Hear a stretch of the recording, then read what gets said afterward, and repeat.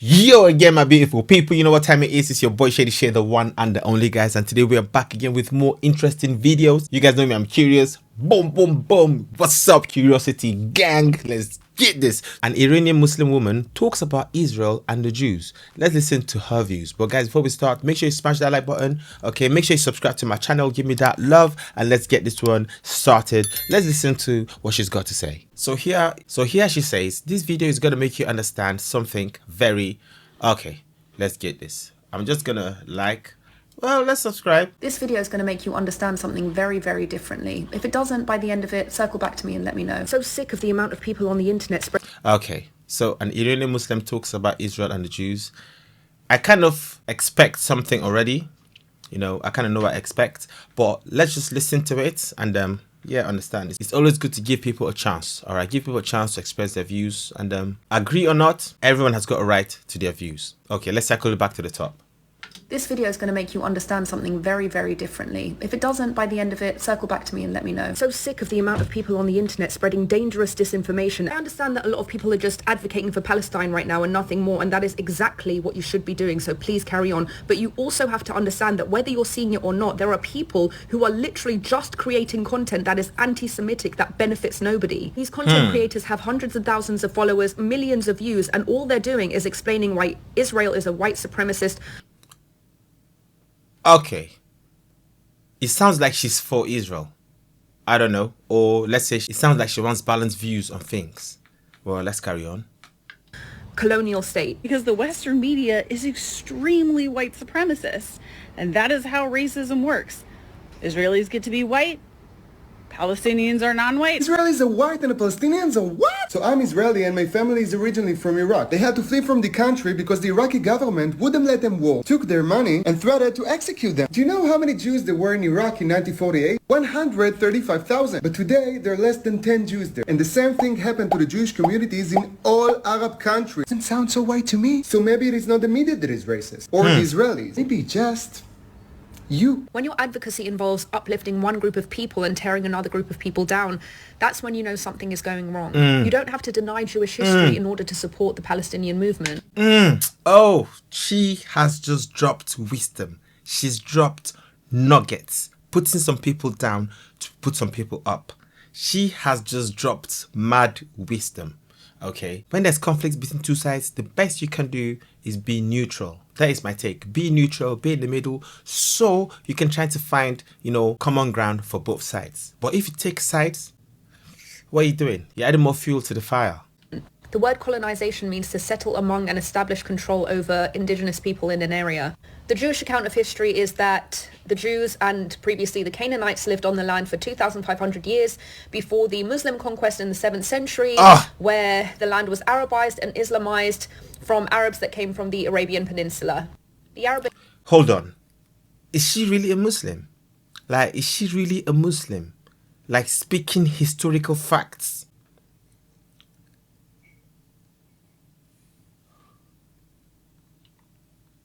Blimey.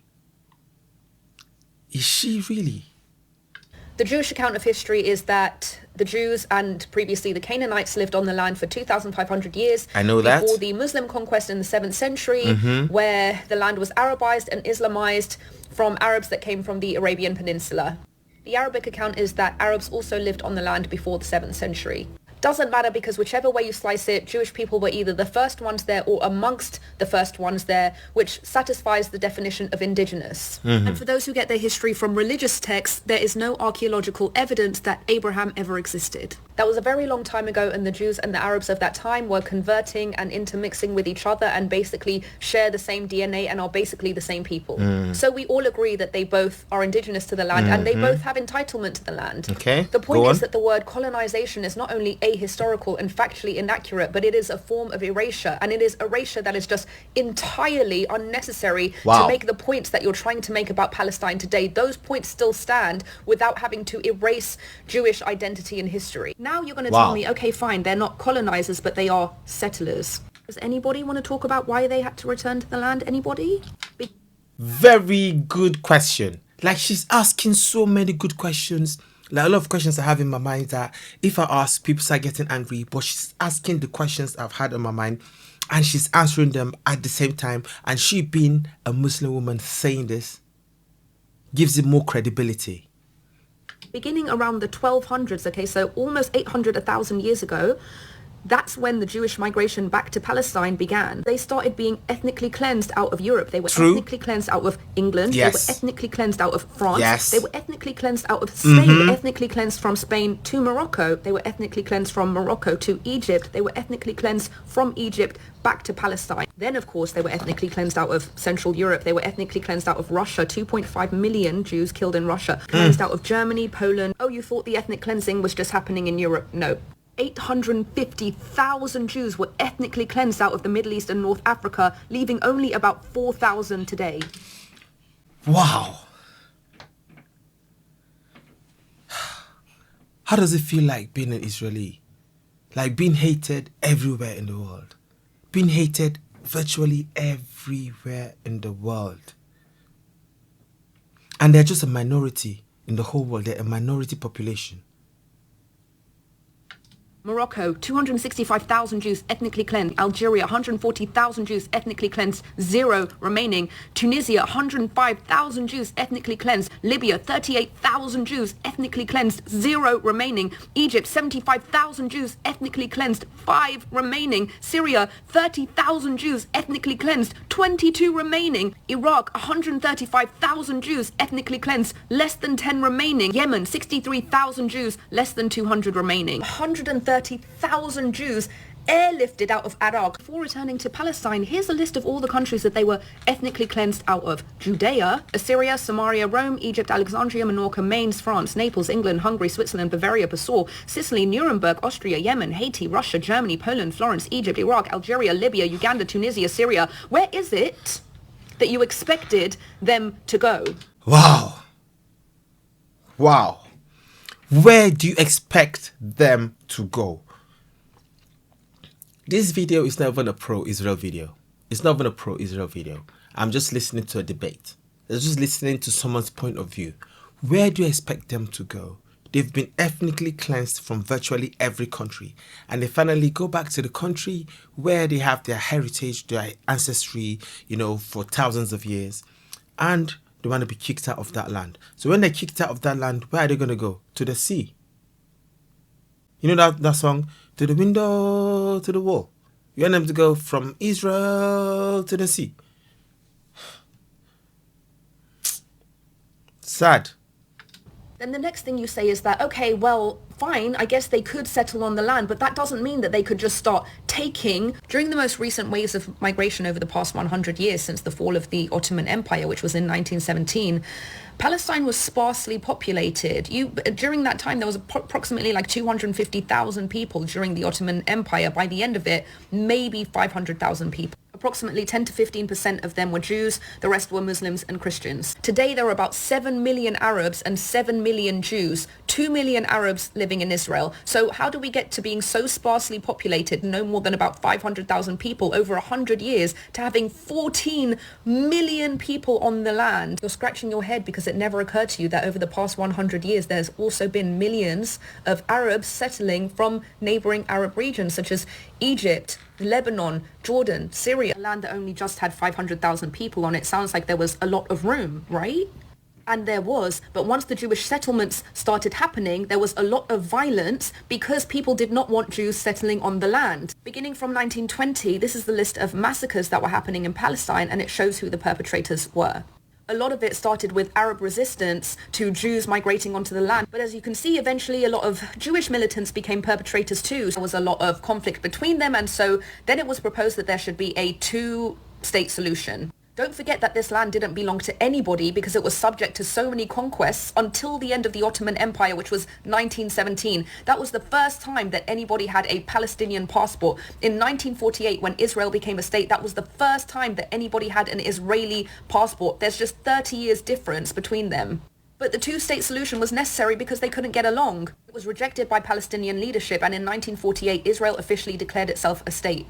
The very next day, the neighboring Arab regions declared war against Israel. These are the same Arab regions that had just ethnically cleansed them out of their land. Israel won the war, and that is what led to the displacement of 750,000 Palestinians, known to the Palestinian community as the Nakba and known to the Israeli community as the War of Independence. That all happened because of the neighboring Arab regions wanting to ethnically cleanse all the Jews off of the land. After Israel won the war, that is when things started getting unequal. That is when the land expansions happened. That is when the displacements happened. That is what has led to what we are witnessing today. So yes, you absolutely should be advocating for free Palestine, as many of us have done for the past 10 plus years.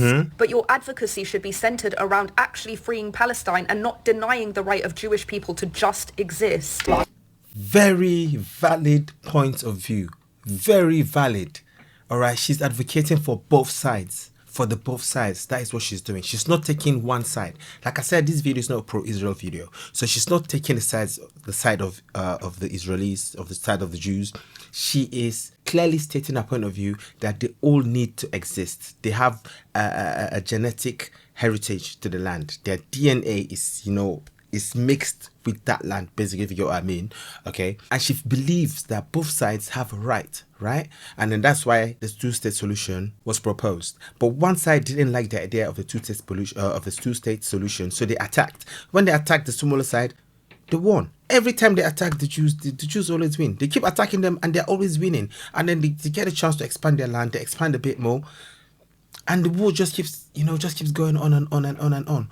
Since you find out that you can't really defeat them, why not just share the land, as they also have a right to the land? Just share it and live in peace. Anyway, it's just a thought. Getting unequal. That is when the land expansions happened. That is when the displacements happened. That is what has led to what we are witnessing today. So yes, you absolutely should be advocating for free Palestine, as many of us have done for the past 10 plus years. But your advocacy should be centered around actually freeing Palestine and not denying the right of Jewish people to just exist. Wow, this is one of the most balanced videos I've watched. Like she cited history. She cited so many historical facts, because when I first started hearing of this pro-Palestine and Israel war, I was a bit, taken aback by it. Looking at it, and listening to people's perspectives, popular opinion, I was like, oh, these Israel people, these Jews, they're wrong, why are they just killing these people like that? Then I thought, okay, before I say anything about it, because a lot of my followers kept asking me to say something about Israel pro-Palestine war, I decided to go study a bit. When I studied a bit, I dug deep, and I found out the historical truths. I just shut my mouth. I just said nothing. They asked me, oh, Shady, what do you think about Israel pro-Palestine war? I just say, I better not say anything. Because if I say anything, people are going to get angry. Okay? I don't want to say anything. And anything I've got to say is based on historical facts. Based on what is there in history. I researched, I searched, I checked, I read, I saw, and I said, wow, a lot of people are living in denial. And because people are living in denial, I better just shut my mouth, because like the whole people around, so a lot of people get violent when you just don't support their point of view. But they don't understand that the point of view that I have is not a point of view that I created. It's something I read. I just read it and I found out. It's like someone saying 2 plus 2 is 5. And the whole world agrees that 2 plus 2 is 5. Then I'm like, okay, before I say 2 plus 2 is 5, let me go study maths. Then I study maths, and I found out that 2 plus 2 is 4. But if anybody says 2 plus 2 is 4, they get attacked. They get called genocide enablers. They get called baby killers. I'm like, So I'm like, you know what? If they say 2 plus 2 is 5, well, I better just say nothing, But they say if you're silent, then it's not right, it's wrong. So my take finally has been, if I'm going to say anything about this war, I need to make sure I'm sat together with someone that's on the opposing side. So we need someone that's pro-Israel, someone that's pro-Palestine, and then we sit down and dig up historical facts and talk about it, just historical facts, and then see the truth about the whole matter, okay, rather than just picking one point of view, because people get really, really agitated by it, because this has become really political, very religious, and there's some agenda behind it. I don't know, I believe some people are sponsoring these things. I do not know, okay, it's just a gumption, all right? But anyway, guys, I hope like one day both sides are going to find peace, in the sense that the land can be shared, so that can be a two-state solution. So Palestine, so Palestinians have their own land.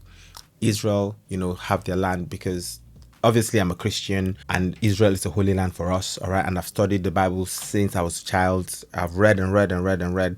I didn't become a Christian because of my family. I became Christian on my own accord. And to be honest, we want peace. I don't think you hear Christians going out saying, oh, destroy Palestine, destroy Palestine. We don't believe Palestine should be destroyed. I believe that Palestinians have a right to exist, okay? They have a right to exist, but then Israel also have a right to exist, and then the two sides need to find peace, but it's like one side don't want peace. That's how it's looking like. But we as humans need to come together and find peace. Anyway, I'm really glad I came across this video. Thank you very much. The video sounded very, very balanced. I hope more people study history to know the truth for themselves, rather than listen to social media, rather than listening to influencers, rather than listening to celebrities that are ignorant, okay, rather than listening to the popular opinion. Do research for yourself to find out the truth. That is all there is to it. Is there. Search the truth for yourself and find it out. That is all we're saying. Thank you. And this video was not made with any agenda at all. I love you. Oh, I love you more than words can say. You are me. Oh, you are the light that shines in my way. You are me. Oh.